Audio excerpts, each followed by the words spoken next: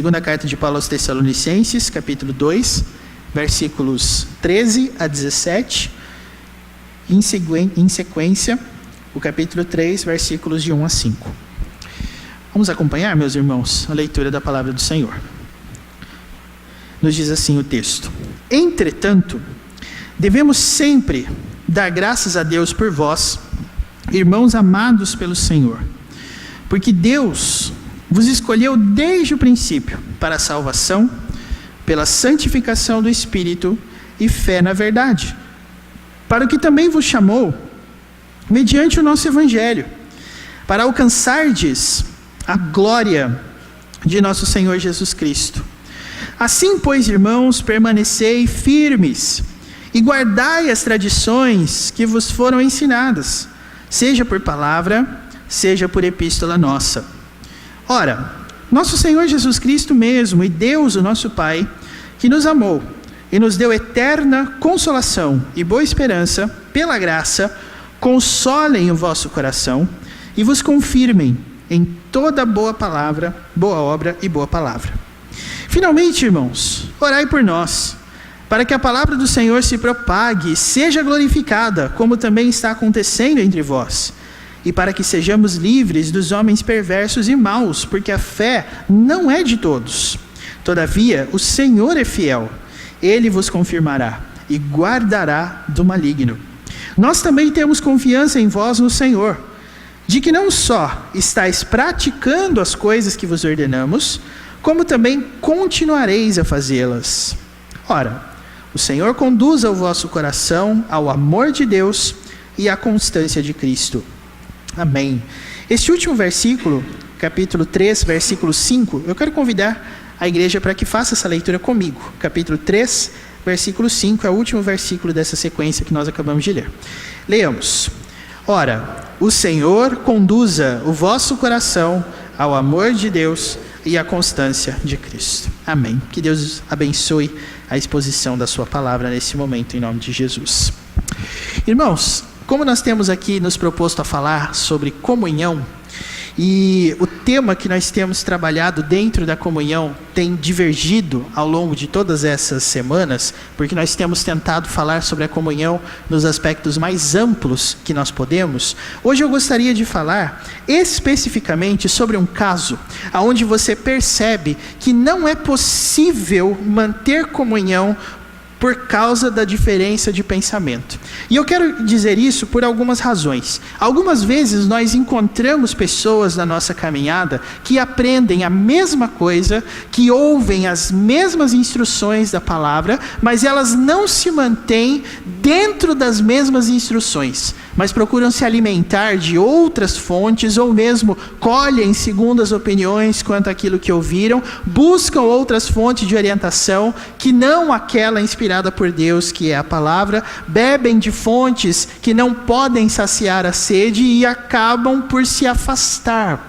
A gente sempre tem um problema relacionado a isso, porque nós sempre estamos vivenciando contextos onde as pessoas vão até um ponto e depois acabam se perdendo, ou elas nem chegam de fato a adentrar na comunhão, porque elas já se mostram contrárias em relação a isso. E eu quero tratar sobre isso, porque é algo que o Novo Testamento e o Antigo Testamento inteiro fazem. Quando os apóstolos emitiam opiniões a respeito de pessoas diante das quais não existia fé, não existia salvação, eles faziam isso com muita certeza. E é claro que existem muitas teorias que explicam o porquê que os apóstolos falavam sobre a fé alheia com tanta certeza. Alguns vão argumentar que, como os apóstolos eram apóstolos, então eles tinham algumas capacidades diferentes que nem todos os crentes ao redor do tempo possuem. Mas eu quero, meus irmãos, defender aqui com vocês a tese de que os apóstolos não tinham nenhuma capacidade diferente daquelas que o Espírito Santo dá a todos os seus filhos ao longo da história. E eu vou citar pelo menos 2 motivos. Primeiro, por que você acha que o apóstolo Paulo, no versículo de número 2, aqui do capítulo 3, está exortando aos Tessalonicenses para que eles sejam livres dos homens perversos e maus? Porque, obviamente, para Paulo, tem jeito de saber quem é aquele que está seguindo a palavra e aquele que não está. Se nós não tivéssemos essa capacidade, o apóstolo Paulo teria que nomear pessoas ou nomear condutas que talvez assim a gente, acreditando no que diz o apóstolo Paulo, não mantivesse comunhão com determinadas pessoas. Agora, já que ele só fala aqui para que nós sejamos livres dos homens perversos e maus, apenas isso, eu acredito que isso significa que nós temos capacidade de saber quem é que está seguindo o caminho do Senhor e quem não está.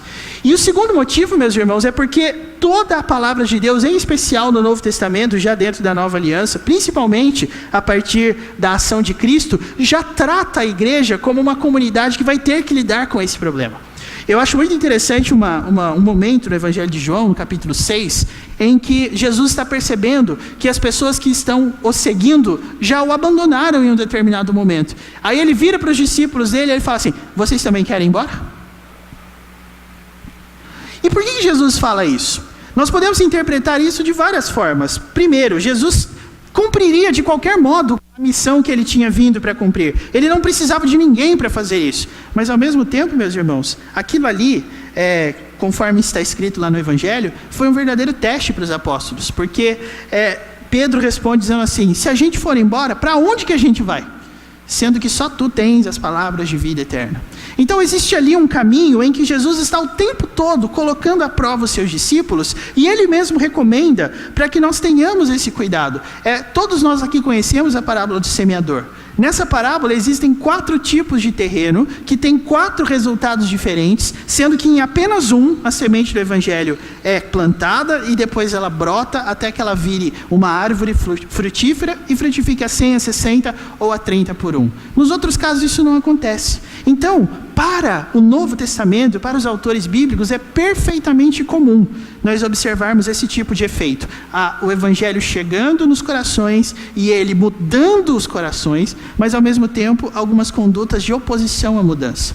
Como é que nós lidamos com isso? Quando você se deparar com esse quadro, o que é que você deve fazer? Existe ainda, meus irmãos, outra razão que me motiva a fazer isso, que é justamente o fato de que nós temos que falar sobre isso. Nós temos que começar a olhar para a nossa comunidade e para a nossa maneira de ver e identificar que nem todos estão seguindo a mesma linha. É uma análise um tanto quanto difícil e desconfortável, porque nós gostamos de pensar que todos que estão reunidos na casa de Deus vêm com uma mesma motivação. Mas a Bíblia jamais, em momento algum, principalmente em textos que são claros a respeito de comunhão, trata o público como se fosse um público que pensasse da mesma forma. Não é assim que funciona. Então, se nós estamos tentando construir uma igreja na qual a concordância seja absoluta, nós não vamos conseguir. Porque o homem reage, às vezes, negativamente à pregação do Evangelho. Nós nunca vamos encontrar uma maneira de saciar todos. E Jesus, inclusive, deixa claro isso no Sermão do Monte. Ele diz: ninguém pode servir a 2 senhores. Por quê? Porque quando você agrada um, você desagrada o outro. Então não tem jeito de você colocar 2 alvos distintos e permitir que as pessoas caminhem nesses 2 alvos como se os 2 fossem a mesma coisa. Não. E quando nós identificamos que nem todos estão seguindo a mesma linha na casa de Deus, principalmente em termos de comunhão, porque isso afeta a comunhão, o que nós devemos fazer? Então eu quero poder falar aqui, meus irmãos, sobre esse assunto da comunhão e sobre essas dificuldades que nós observamos em 2 momentos. O primeiro momento é esse que está aí dos versículos 13 a 17 do capítulo 2, que é o fundamento da comunhão, tá? E depois os versículos 1 a 5 do capítulo 3, que é quando nós falaremos sobre aqueles que não estão dentro desse fundamento da comunhão. O apóstolo Paulo aborda esses 2 lados porque ele reconhece isso na igreja dos Tessalonicenses. E é exatamente isso que eu quero convidar você a fazer. Nós não podemos partir do pressuposto que todos estão do mesmo lado. E como que nós podemos ter essa certeza? Como que o apóstolo Paulo e todos os autores inspirados por Deus tinham essa certeza? Como o próprio Jesus tinha essa certeza? É o que nós vamos passar a expor a partir de agora. Nós vamos falar sobre o fundamento da comunhão, depois nós vamos falar a respeito de como tratar aqueles que estão fora desse fundamento e, em suma, o nosso assunto é esse. O que nós devemos fazer quando nós encontramos pessoas que estão vivendo fora dessa linha. Bom, a primeira coisa que nós devemos reconhecer aqui, meus irmãos, é que o apóstolo Paulo tinha um bom conceito dos Tessalonicenses. Ele diz no versículo 13 que eles sempre devem dar graças a Deus por vós. Paulo fala dos Tessalonicenses de uma forma positiva. E eu acho isso muito interessante, porque nós temos a tendência de pensar na igreja como um lugar onde tudo dá errado. E a gente é muito ácido, às vezes, na nossa crítica para a igreja. Eu, às vezes, ouço pregadores na internet ou aqui na nossa convivência que costumam dizer, por exemplo, costumam fazer sermões a respeito das verdades que Jesus falou e que a igreja esqueceu, ou das coisas que a igreja nunca entendeu, ou dos versículos que nós nunca praticamos na nossa vida. Não é isso que o apóstolo Paulo pensa quando o assunto é a igreja. Nós não podemos ser críticos em excessivo por causa da igreja, por causa do seguinte princípio: quando você está criticando a igreja, você também está se criticando.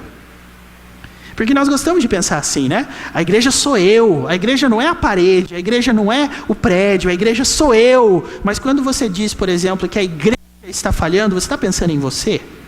Você está pensando na sua pessoa? Porque parece que quando a gente critica a igreja, a gente está criticando a instituição, ou a gente está criticando as outras pessoas, e se colocando num patamar inatingível de críticas.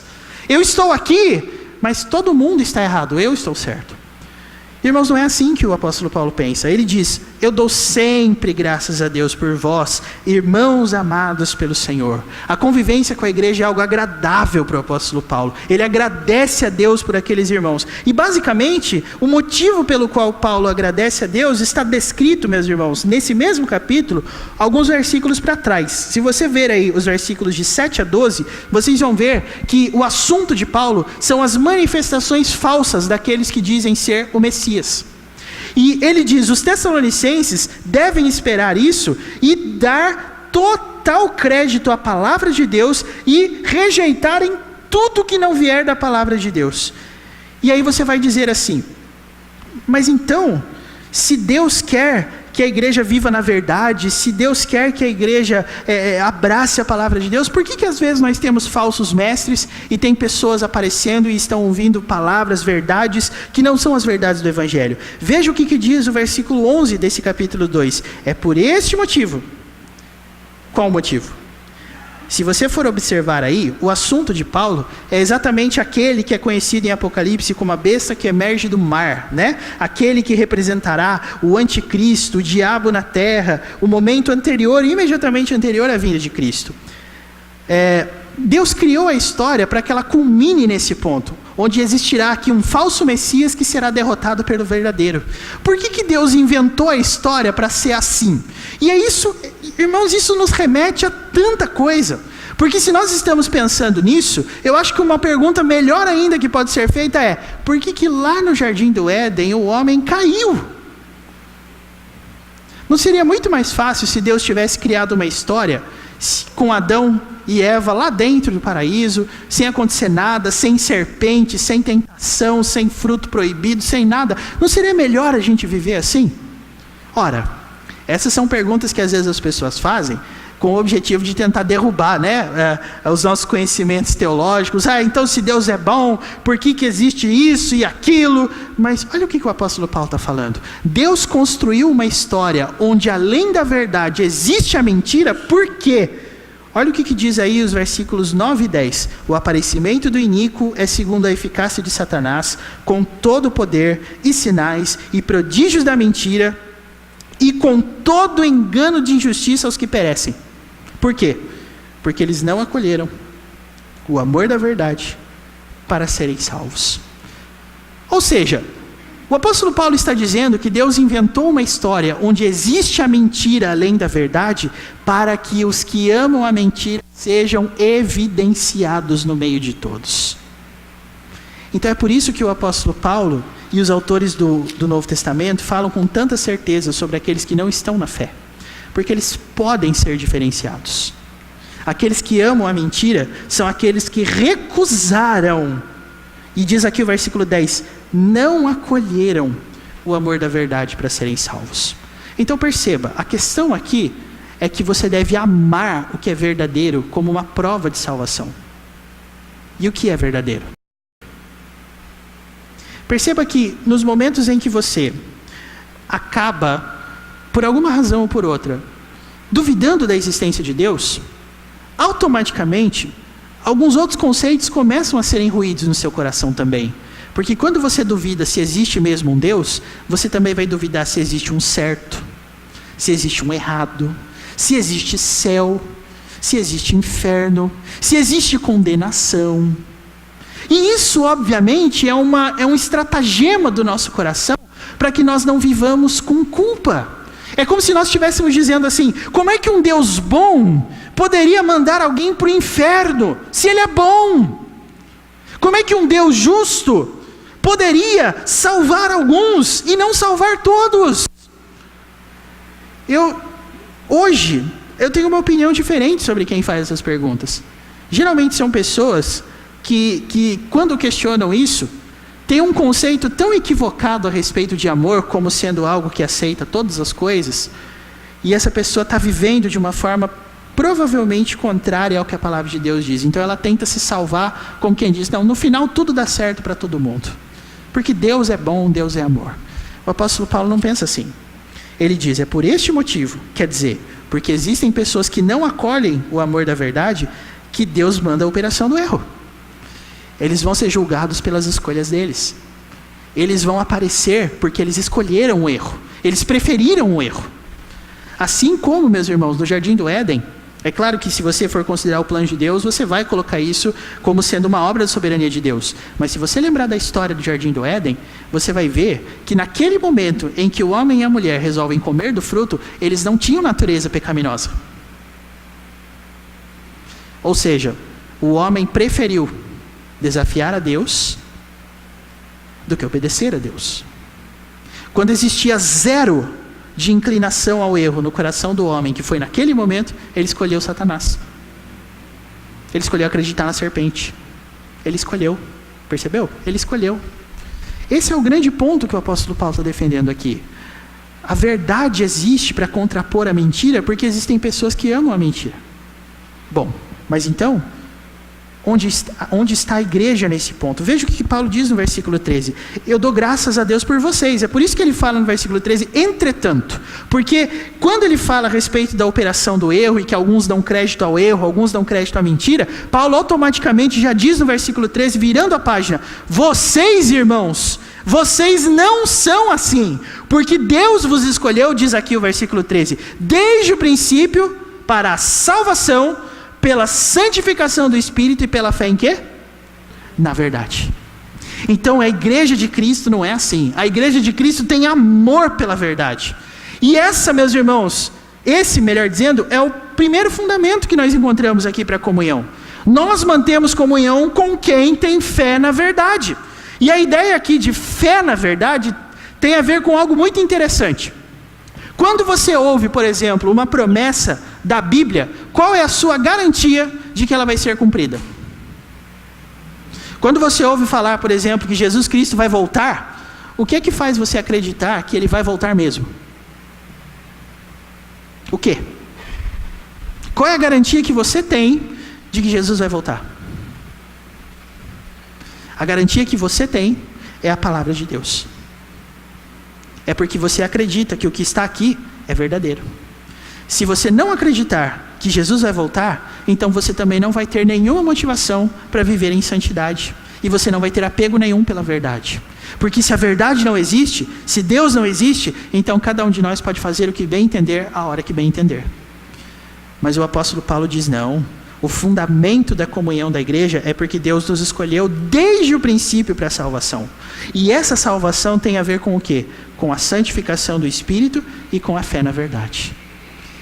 Meus irmãos, é inacreditável como o Espírito Santo está relacionado com a verdade em todos os escritos de Paulo e em todos os escritos do Novo Testamento. Onde existe Espírito Santo, existe liberdade e existe amor pela verdade. Quem planta esse amor pela verdade de Deus é o Espírito Santo. Ninguém força ninguém a acreditar em nada, mas o Espírito Santo é a nossa base que muda o coração do homem para que ele possa crer naquilo que Deus diz. Então, onde existe o Espírito Santo, existe gente amando a verdade de Deus. E aonde está a verdade de Deus? Segundo fundamento, versículo 14. Para o que também vos chamou, Paulo diz, mediante o nosso evangelho. Então, a fé no Espírito, a santificação do Espírito e a fé na verdade não são coisas aleatórias ou abstratas, elas têm uma base. E essa base, diz Paulo, é o nosso evangelho. Observe como o apóstolo Paulo contrapõe a ideia dos falsos mestres, dizendo, eu falo a verdade. E todas as vezes que Paulo fala isso, às vezes a gente olha para essas afirmações e pensa, que ousado, né? O apóstolo Paulo, um monte de vezes em todas as suas cartas, fala, imitem a mim, porque eu imito a Cristo. Eu sou um bom exemplo, andem atrás de mim. Algumas pessoas, dentro dessa caminhada, talvez não se sintam bons exemplos para serem seguidos. E a grande questão é que se você não se enxerga como um bom exemplo, é porque você não está seguindo a Cristo. Você está projetando as suas capacidades e as suas dificuldades dentro desse processo de discipulado. Mas se nós olharmos para Cristo, nós seremos bons modelos. E é por isso que eu aprendi também com a história que quando uma pessoa não se vê como um bom exemplo, não é que ela é humilde, é que ela é sem vergonha mesmo. Ela segue o errado, sem medo de ser feliz. E ela diz, não precisa vir atrás de mim, porque eu sou muito pequeno, eu sou muito falho, e eu não recomendo ninguém que... Peraí, gente. Veja, quando você tem bases sólidas, você não teme, e você tem convicção. Diz o apóstolo Paulo no versículo 14, ele chamou vocês para todo esse aspecto aí, mediante o nosso evangelho. E a consequência disso, segundo o próprio Paulo no versículo 14, é o quê? Alcançar a glória de nosso Senhor Jesus Cristo.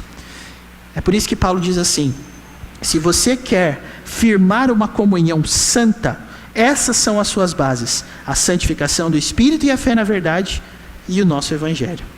E é por isso que Paulo recomenda no versículo 15 o seguinte, assim, irmãos, quer dizer, de posse dessas informações, o que vocês devem fazer? O texto diz, permaneçam firmes e guardem as tradições que vos foram ensinadas. Guarde o que você aprendeu. Guarde o que ensinaram você, seja por palavra e seja por epístola nossa. Guarde o que é ensinado para você. Quando você tem certeza de que você está ouvindo a palavra correta, a palavra de Deus, você guarda. E o apóstolo Paulo diz, e é muito claro no que ele diz, guarde o que nós ensinamos para você. Então, irmãos, a comunhão é uma coisa interessante, porque para que nós mantenhamos comunhão, nós precisamos pensar igual. E a pessoa que pensa no Evangelho de Jesus Cristo desse jeito, enxerga o propósito para o seu chamado. Por que eu sou chamado? Para a salvação, para a santificação, mediante o Evangelho. Eu me torno uma pessoa convicta. Eu me torno uma pessoa segura. Eu me torno uma pessoa que sei o que eu quero. Quando eu estou na casa de Deus, eu sei o que eu quero. Eu quero o Evangelho de Cristo. Eu quero santificação. Eu não fico simplesmente caminhando a esmo, procurando um lugar onde eu me sinta bem. Não, eu quero a verdade. E pode perceber que quando você começar a duvidar desses conceitos a respeito de Deus, qualquer lugar onde você for, é a mesma coisa. E esse tipo de generalização é uma das coisas mais absurdas que alguém pode dizer. Que no fim das contas toda a igreja ensina a mesma coisa e o nosso Deus é o mesmo. Não. As igrejas que amam a Cristo como seu Deus são igrejas que amam a verdade. São igrejas que amam a santificação. Onde existe Cristo, existem essas duas coisas. Existe Espírito Santo. E é para esse ponto que eu quero chamar a sua atenção. O apóstolo Paulo diz no versículo 16 que o próprio Cristo e o nosso Pai, que nos amou e nos deu essa consolação, que Ele possa consolar, que Ele possa confirmar vocês nessa boa obra e nessa boa palavra. Essas são duas coisas, meus irmãos, que eu acho que nós nunca podemos dissociar. Se você entender que obra e palavra são coisas diferentes, você vai cair ou no legalismo ou no libertismo, por assim dizer. Você pode cair no conceito de que tudo que você faz é bom, ou já que nada que eu faço é bom e eu não tenho jeito mesmo, então eu posso gastar minha vida do jeito que eu quiser. Não. O apóstolo Paulo diz no versículo 17, que esse mesmo Deus, quando Ele consola, quando Ele confirma, Ele faz isso com boas obras e boas palavras. Esse é o fundamento da nossa comunhão. Nós mantemos comunhão com quem quer a Cristo, com quem quer o Evangelho, com quem quer santificação do Espírito, com quem tem fé na verdade. Só que tem um detalhe. Às vezes, que é justamente o próximo assunto de Paulo, nós vamos ter pessoas que não vão entrar nesse mundo. Nós vamos ter pessoas que não vão considerar que esse é o melhor caminho. O que nós devemos fazer? O apóstolo Paulo vai nos dar alguns caminhos aqui. Primeiro, olha o que ele começa falando no versículo de número 1. Irmãos, finalmente, o que vocês devem fazer? Orai por nós. Por que o apóstolo Paulo pede as orações da igreja? Onde que a oração entra nesse sentido? Para Paulo, a oração, meus irmãos, é por 2 motivos. Primeiro deles, versículo de número 1. Para que a palavra do Senhor se propague e seja glorificada. Segundo motivo, versículo 2. E para que sejamos livres dos homens perversos e maus. Então veja, o apóstolo Paulo pede para que nós lidemos com esse quesito orando. E orar é sempre muito bom. E quantas as vezes que você ora, você está expressando um pedido pessoal, um desejo pessoal. Mas irmãos, os salmos, que não são propriamente apenas músicas, mas às vezes eles são também orações, tem algumas orações que são interessantes. Quer ver? Eu vou ler uma para você. Eu não sei se você já viu que a palavra de Deus tem esse tipo de oração, mas eu vou citar apenas um exemplo para você. Um dos 150 salmos, que você pode encontrar no livro dos Salmos aqui, diz o seguinte, nos seus versículos finais: Filha da Babilônia, que hás de ser destruída, feliz aquele que te der o pago do mal que nos fizeste, feliz aquele que pegar teus filhos e esmagá-los contra a pedra. Salmos assim são salmos chamados de imprecatórios, tá? E aí, se você olhou para isso tudo e pensou, nossa pastor, o senhor leu a Bíblia? Salmo 137, versículos 8 e 9. Esses são os versículos que eu acabei de ler. Depois lá na porta, se você quiser, você pode falar, isso estava escrito na minha Bíblia mesmo, viu pastor? E tá mesmo, viu? Se você ler aí, você vai ver. Mas a grande questão aqui é a seguinte, você percebeu que a oração é muito mais do que simplesmente um pedido por misericórdia? Oração também é um pedido por justiça. A oração também é por vingança. E eu quero dizer para vocês que vingança é justamente o tema da vinda de Cristo. Nós cantamos aqui uma verdade linda da palavra de Deus, que todo aquele que confessar o Senhor, o que vai ter? A gente acabou de cantar aqui, né? O tesouro maior é para aqueles que receberem a Cristo, correto? Bom, se quem recebe a Cristo recebe um tesouro, o que quem não recebe a Cristo recebe de Deus? Você pode falar assim, bom, se as pessoas que recebem a Cristo têm um tesouro, então no máximo o cara que não crê em Cristo não vai ter tesouro para ele. Não, mas não é tão simples assim.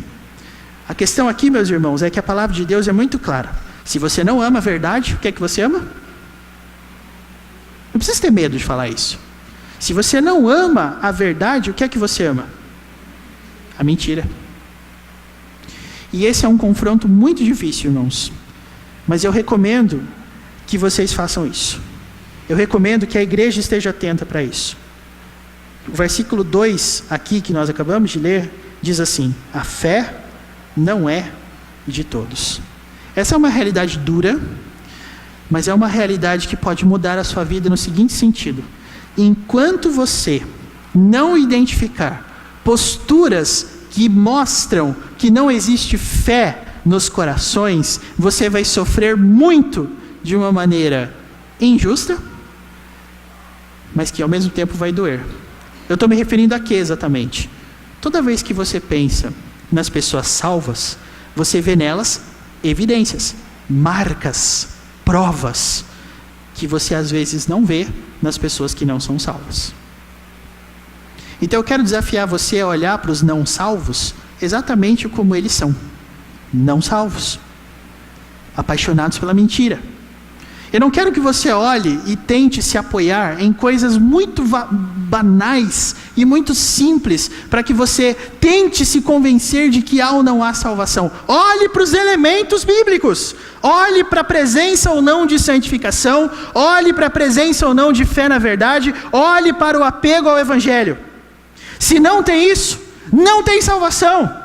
É uma verdade dura, mas se você tratar o não salvo como salvo, você estará fazendo um desfavor para ele e para você, e para a igreja de Cristo. Porque uma pessoa que não é salva, tratada como tal, só causará escândalo para a igreja, só causará escândalo para o testemunho da igreja. E essas pessoas que são tratadas como salvas, sendo que elas não são, a palavra de Deus não as trata como gente enganada. A palavra de Deus as trata como gente intencional, como gente que está fazendo o que está fazendo porque é isso que eles querem. É por isso que o versículo 2 fala que nós temos que ser livres dos homens perversos e maus. Porque existe intenção na vida do não salvo de permanecer como ele está. Então, se talvez você tenha olhado para alguém em específico e tem tentado, ai Senhor, mas será que é salvo, será que não é? Esses são os elementos que devem fazer com que você chegue a essa conclusão ou não. A questão não é frequência na igreja, a questão não é estar aqui, a questão não é frequentar, a questão é o que essa pessoa carrega em termos de amor dentro dela, verdade ou mentira. Eu desafio você a fazer isso, por quê? Porque uma vez, eu não sou muito assim de contar história, mas tem uma história dessas aí que se contam, que eu gostei muito. Foi uma história que eu li num livro que inclusive a gente vende aqui na igreja, chamado 9 Marcas de uma Igreja Saudável. O autor desse livro é um pastor batista chamado Mark Dever. E ele conta, eu não lembro em qual capítulo, mas ele conta a seguinte história. Imagine que um homem morre, e aí ele acorda na eternidade, e ele se vê no inferno. E aí ele começa a olhar ao redor e falar assim, peraí, isso aqui não é o céu. Eu estou ouvindo choro e ranger de dentes, eu estou vendo fogo, eu estou vendo trevas, isso aqui não parece o céu. Aí ele vai perguntar, chega lá, eu não sei se, bom, é que na história, ele vai perguntar para o recepcionista do céu. É claro que do inferno, desculpa, ele não tem isso no inferno, tá? Mas na história é assim, ele chega no recepcionista e pergunta, que lugar é esse? Aí o recepcionista fala, ué, você não reconhece esse lugar? Choro, ranger de dentes, é o inferno? Aí aquele homem fala assim, nossa, mas ainda ontem me falaram que quando eu morresse eu ia para o céu. Aí o recepcionista fala assim, mas quem falou isso para você? E o cara olha ao redor e fala assim, ele. Moral dessa história, isso não vai acontecer. Não existe a menor possibilidade na história da Bíblia que faça você entender que uma pessoa foi para o céu sem querer, ou uma pessoa tenha ido para o inferno sem querer também. Isso não existe na história da Bíblia. Quem foi para o céu por causa da obra de salvação de Cristo. E quem não foi porque não recebeu essa obra. Meus irmãos, nós temos que fugir do politicamente correto nessa hora e entender, o apóstolo Paulo tinha uma preocupação muito grande com esses homens aí, com essas pessoas. Por quê? Porque aí ele vai dar uma lista dos versículos de 6 a 16, falando dos perigos que essas pessoas podem causar na igreja. Mas como esse não é o meu foco no momento, o que eu quero dizer é que nós precisamos aprender a tratar essa questão da comunhão como algo diretamente relacionado ao Evangelho, a santificação do Espírito e a fé na verdade. Se você não identificar essas coisas nas pessoas, então essas pessoas não são seus irmãos. Essas pessoas não têm comunhão. E elas precisam ser tratadas como tal. A igreja não vai crescer se ela tratar todo mundo do mesmo jeito. A igreja não será igreja se ela tratar todo mundo do mesmo jeito.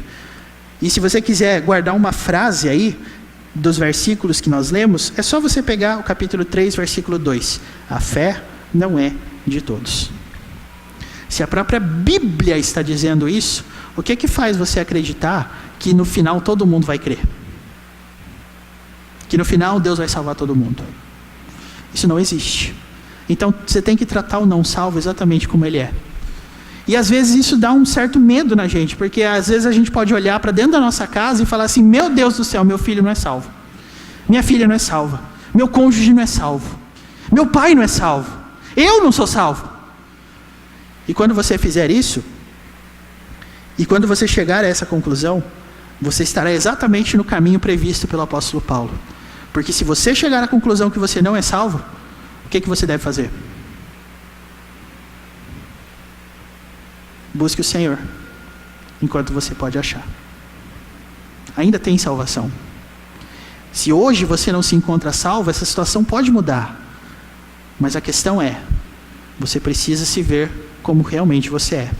E é por isso que Paulo pede para que os irmãos orem. Porque essa é a oração da igreja.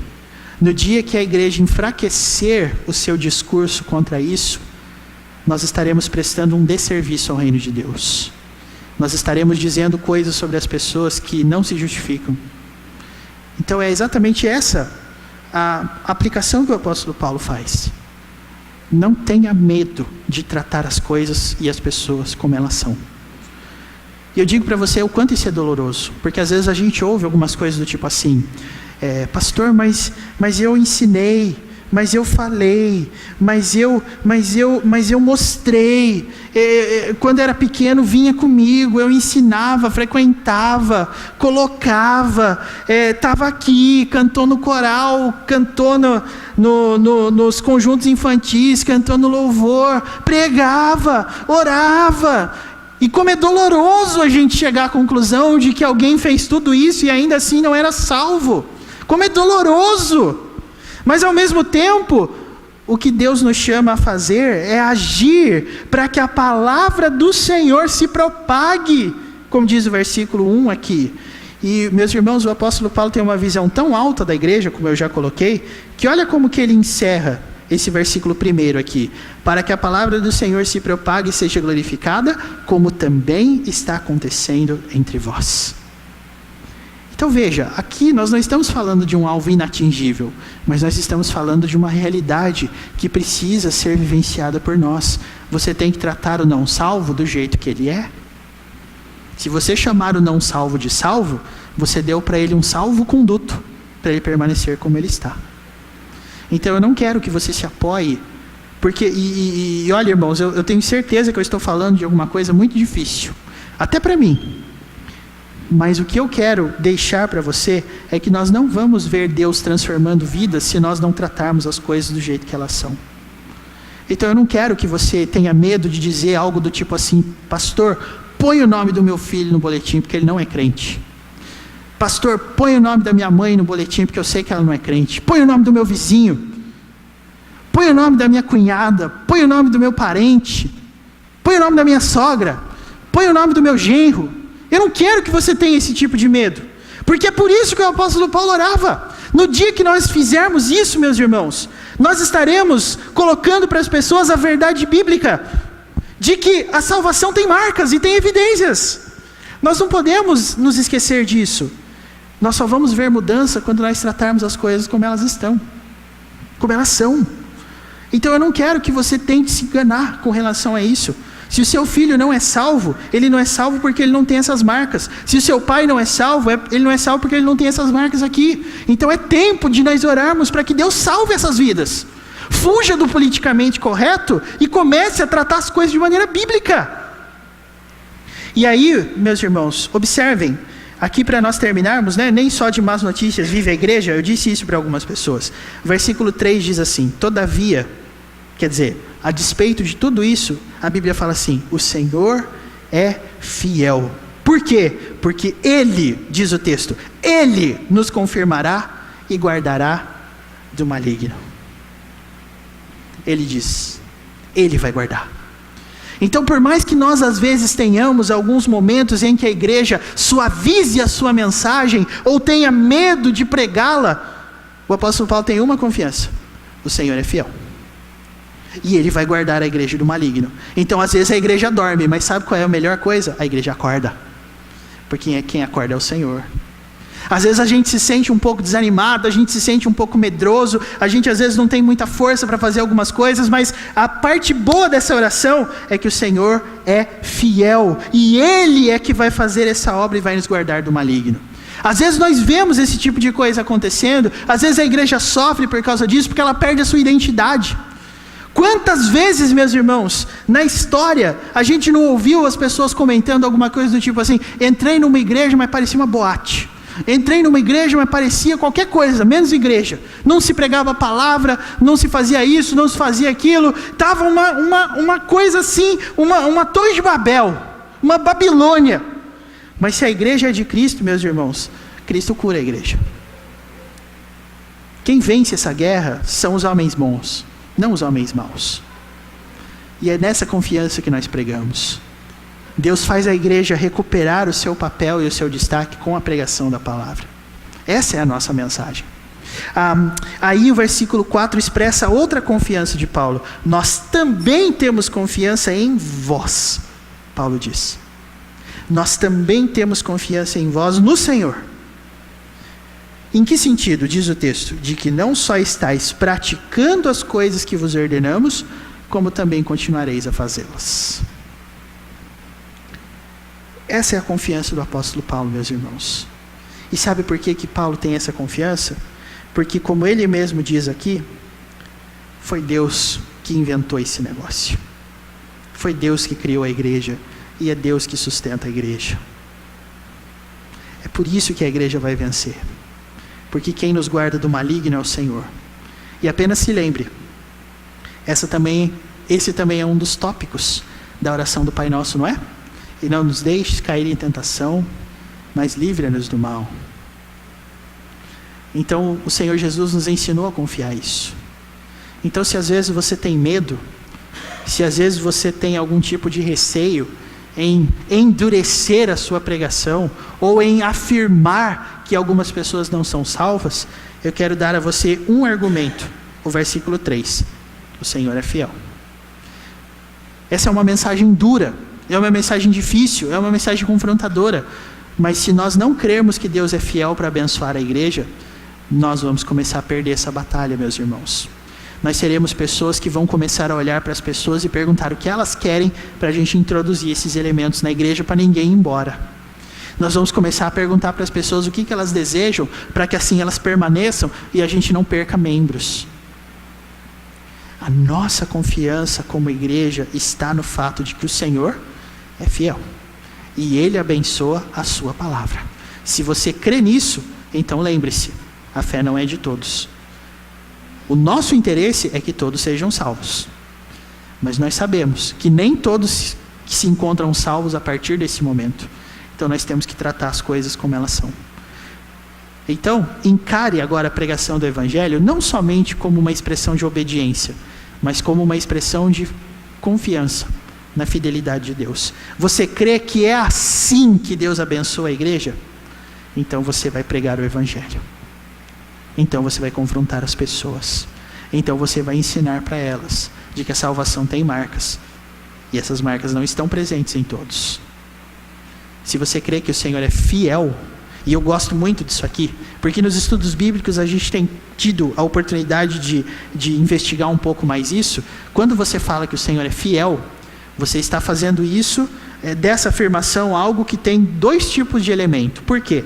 Porque se você lembrar das alianças de Deus no Antigo Testamento, você vai se lembrar que Deus coloca condicionais na aliança. Ele diz assim: se vocês me abençoarem, ou melhor, se vocês me adorarem, eu vou abençoar vocês. Se vocês me seguirem, eu vou abençoar vocês. Mas se vocês adorarem outros deuses, se vocês prevaricarem, então vocês vão sofrer as consequências. Então, quando o povo de Israel sofria as consequências, a explicação disso qual era? Deus é fiel. Ele cumpriu a parte dele da aliança. Se eu estou sendo abençoado, Deus é fiel, porque Ele cumpriu a parte dele da aliança. Mas se eu não for fiel, Ele também vai cumprir a outra. Então confie nisso. E aqui, meus irmãos, o apóstolo Paulo encerra, e eu também quero encerrar, já que quem manda é o texto, né? O último versículo diz aqui, versículo 5: o Senhor conduza o vosso coração. Eu gosto dessa oração, porque aqui o apóstolo Paulo está deixando claro que a condução de Deus é uma boa condução, é a condução que nós precisamos. E observe qual é o sentido da oração de Paulo aos Tessalonicenses. Ele diz no versículo 5, que o Senhor conduza o vosso coração ao amor de Deus e à constância de Cristo. Cristo é o nosso exemplo de alguém que, mesmo diante das mais terríveis consequências por uma mensagem, por represália a uma mensagem, carregou a cruz dele até o final do monte. E é exatamente isso que ele espera da igreja. E ao mesmo tempo, meus irmãos, Paulo ora por isso. Sejamos amor como Deus. Sejamos constantes como Cristo. E é muito bom esse negócio de constância, porque uma pessoa constante não afrouxa o discurso. Uma pessoa constante diz a mesma coisa em todos os casos, não importa quem pergunte, não importa quem esteja na frente dela. E nós somos, meus irmãos, o povo da constância. Pode vir quem quiser para cima da gente. A nossa mensagem é a seguinte: se você não crer em Jesus, você não será salvo. Essa é a nossa mensagem. E como eu disse, muito embora a gente viva num contexto de oposição, nós temos a seguinte confiança. E essa é a confiança que eu quero deixar para você aqui nessa noite. Todavia, o Senhor é fiel. E Deus tem reconstruído a sua igreja. E saibam, irmãos, todas essas bênçãos que nós já estamos vendo e as que nós ainda veremos são consequência da fidelidade da igreja à pregação do Evangelho. Do dia em que nós abandonarmos essa mensagem, a igreja pode até encher mais, mas ela não vai ter a bênção de Deus. E é isso que eu quero que você entenda. Nós pregamos essa mensagem dura, confrontadora, porque nós cremos que ela salva. Você crê que o Evangelho salva? Você crê? Então pregue-o, porque o Senhor é fiel. Você crê que a mensagem do Evangelho é poder de Deus para a salvação? Então pregue-o, porque você confia nisso. Não tenha medo de abrir sua boca. É isso que a Bíblia fala. Você está amparado pelo que a Bíblia diz. Que Deus nos dê forças, meus irmãos. E que, assim como Paulo, nós também oremos pela igreja, para que a palavra do Senhor se propague, ou seja, que a igreja não se cale, que a igreja não abandone o seu ministério, e para que nós sejamos livres dos homens perversos. Por que eles são perversos? Porque já que eles amam a mentira, o que eles fazem com a verdade? Eles tentam suprimi-la. Eles tentam calar a nossa boca. Eles falam para a gente mudar o nosso discurso. Mas nós não vamos mudar. Nós cremos que Deus é fiel. E que Deus assim nos conserve, meus irmãos, em nome de Jesus. Amém.